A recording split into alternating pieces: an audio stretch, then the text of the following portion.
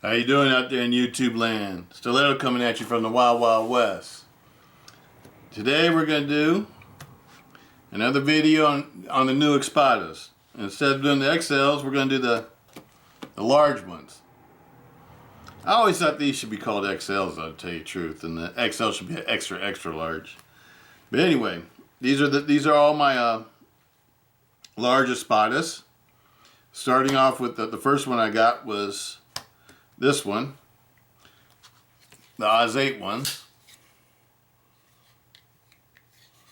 This one has always been, to me, the smoothest operating one is the AUS 8 one.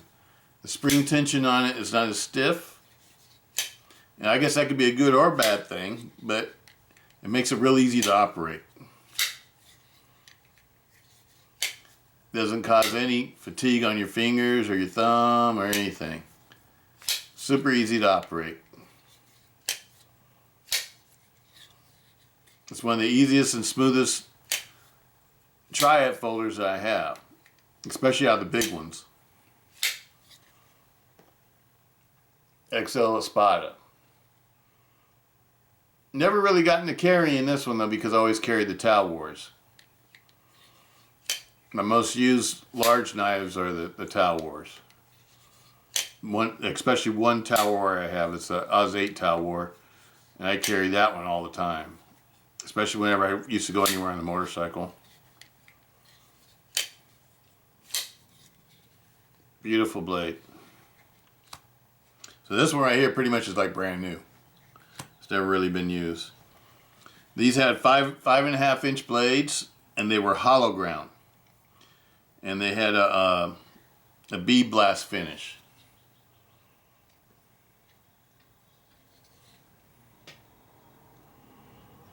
They didn't have any markings on the blade that told you what kind of steel they were. It just says Taiwan, that's it. Cold steel Taiwan.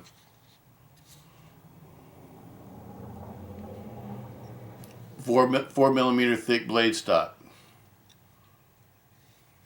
It has the partial liners, stainless steel liners that just work for the triad lock. Thick G10 scales with heavy textured G10 scales. It's really a nice knife. And like I said, it's super easy to close, open and close.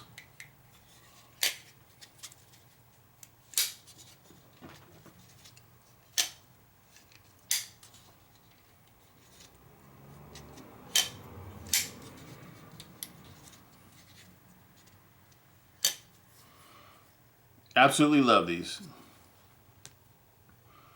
Now with these, like I said on the extra larges, these two, when you close them, don't have your fingers back here. You will chop your fingers up. And that goes for pretty much any triad lock knife. Don't ever have your fingers back here. Always put this finger far forward as you can, like up here. Have it sticking out. That's cool. Because what you're going to do is that you're going to catch that blade tang, the bottom of the blade tang. And that's another thing that was nice about these. These had a real wide blade tang, so it was easy to catch them. And then you flip it sideways with your fingers out the track of the blade and close it. Reverse grip. This is the way I do it.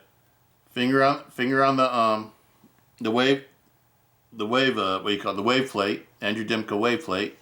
Push it down, let it open. And then when to close it, then you grip it like this, but the blade's down, so it's not gonna slam down on your fingers. You push in the tab, the lock bar tab. Release the blade until it folds partially. Come back down and close it.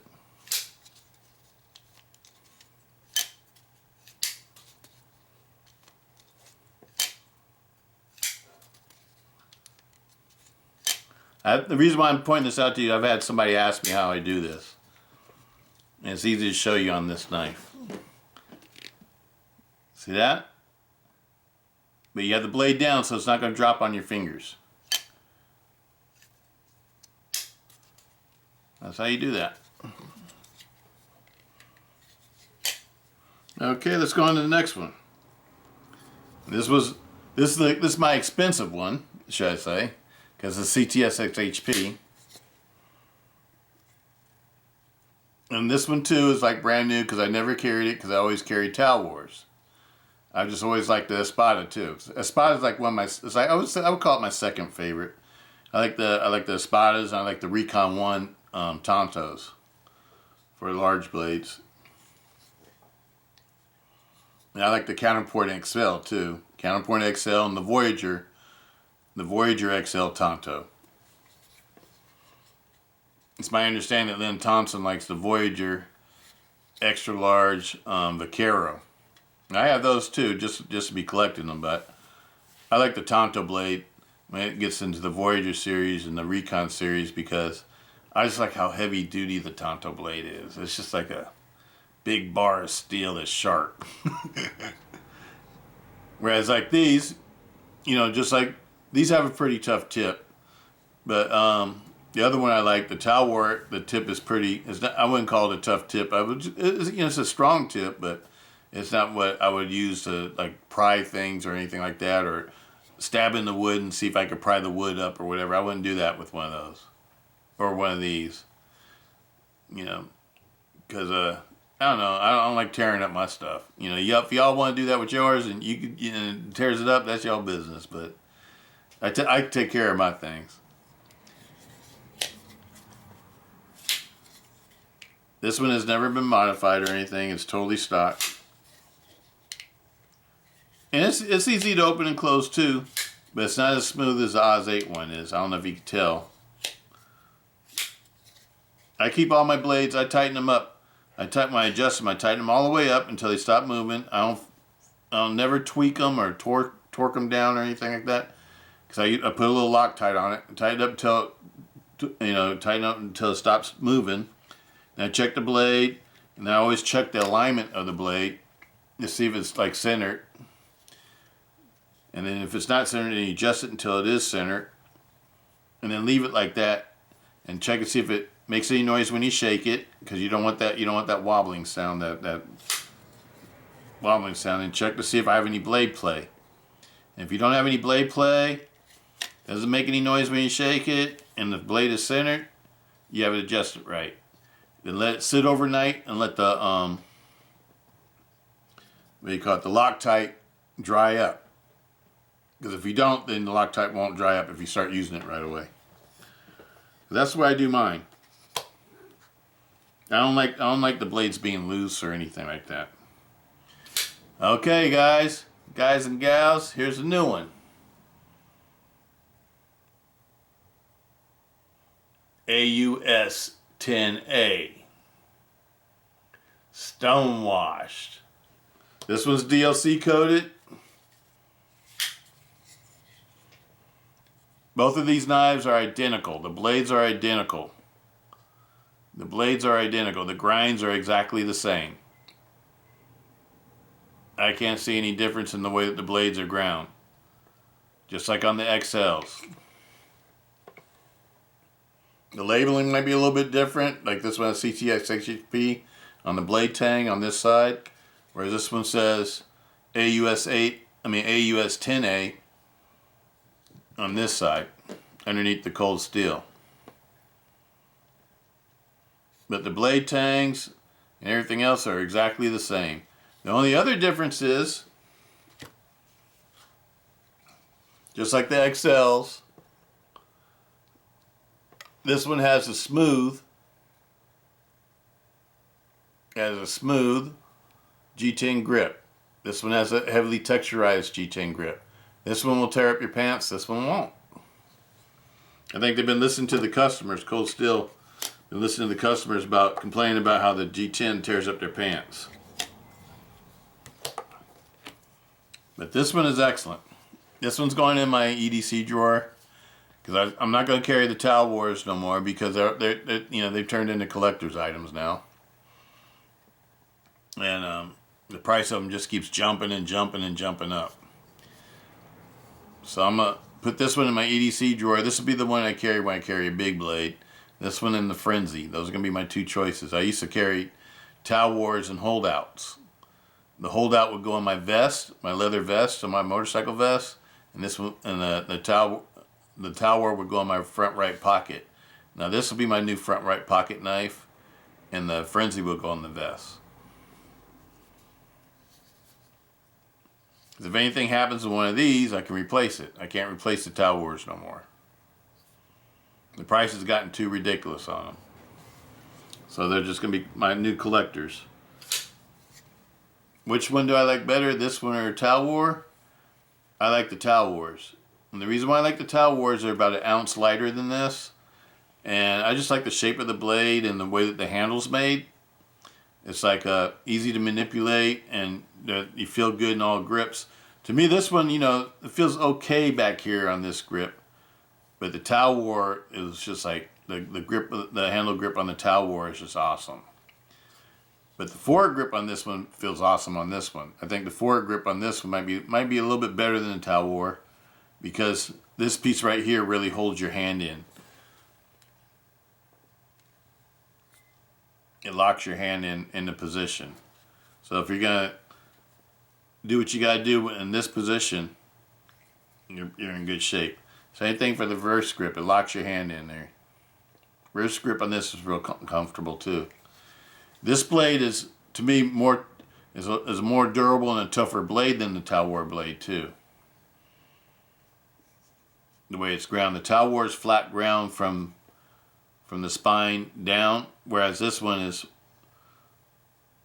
it has more thickness going through the blade. It's it's saber ground from partially down on the blade. I don't know how far down on the blade that is, maybe a half inch or an inch or so. Now the difference between this one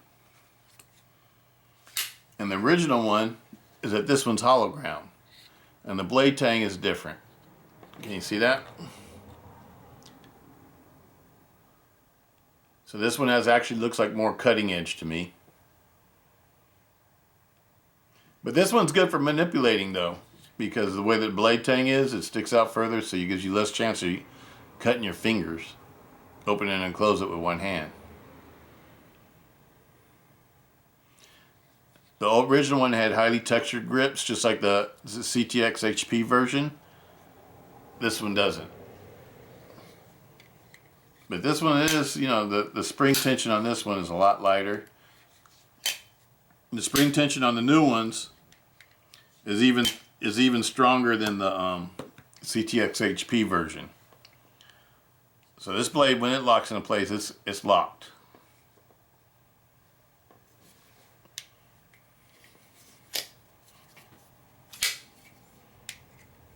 This one hasn't been modified at all. It's just the way it came to me. I got this one at Midway. It's been on pre-order since my birthday date last month in February. And they sent it to me. It's perfect. Nothing's wrong with it. Absolutely perfect. So the craftsmanship on mine, at least, is awesome. I would highly recommend this knife. Now I've seen them as low as $109 on eBay. I paid $132. I got a birthday discount on this from Midway. And I paid $132, and I thought that was a great deal. And then when I received it, the day I received it, I just happened to be looking on eBay, and I saw the same knife on eBay for $109. So I don't know if that's going to be the regular price, in between maybe $100 and $130. But for a knife like this, that's awesome. That's an awesome deal. And I would highly recommend it. And the XL goes for like in between $175 and $200. And these were like, this one was like near $200, and the XL in this was like over $300. So good deal. These cost more than $109 when they first came out. The AUS 8 ones. So I would highly recommend this one. Stonewash finish, one of my favorite finishes. It's a durable finish. It's, you know, it doesn't show fingerprints and scratches that easily and stuff like that. It's a really nice finish. It's a good finish for a knife that you actually use. If you like your knives to always look good. On my XL, I had to modify the lock bar, the phosphorus bronze washers, and the partial liners. I polished them all out, and I polished out the handle scales on the inside because when I first got it, it was kind of gritty. It wasn't super smooth, and now mine is super smooth. This one is smooth already. This one is, smooth right off the bat. And it's easy to manipulate and open and close. It's just that I could feel that the tension on the spring for the lock bar feels like it's a little bit stiffer, a little bit more heavy duty. But it works perfectly. I would highly recommend these.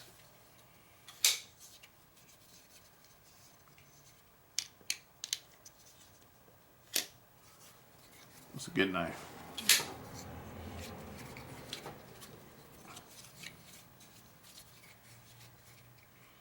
And these weigh about 9 ounces, if I'm not mistaken. Let's weigh them out and compare the differences in weights. Okay, the AUS 8 one up first. By the way, this is like the 4th generation now because I only have 3 generations here because the generation between the CTS-XHP and the AUS 10 was a S35VN. I don't have that one. I have the AUS 8, CTS, and the AUS 10. Anyway, let's weigh them out. First up, AUS 8. 8.5 ounces. 8.5 ounces on the AUS 8. That's a really good weight for a knife that size. Second up, the CTS. 8.9 ounces. Gained some weight when it went to CTS. Probably because of the saber ground blades. I'm sure it's a heavier blade than a hollow ground blade. Next one up, 9.2 ounces on this one. Now I wonder about that. I'm going to show you these blades because they claim this one is 4mm and this one's 3.7mm. Yet it weighs more, but to me the blade thickness looks exactly the same.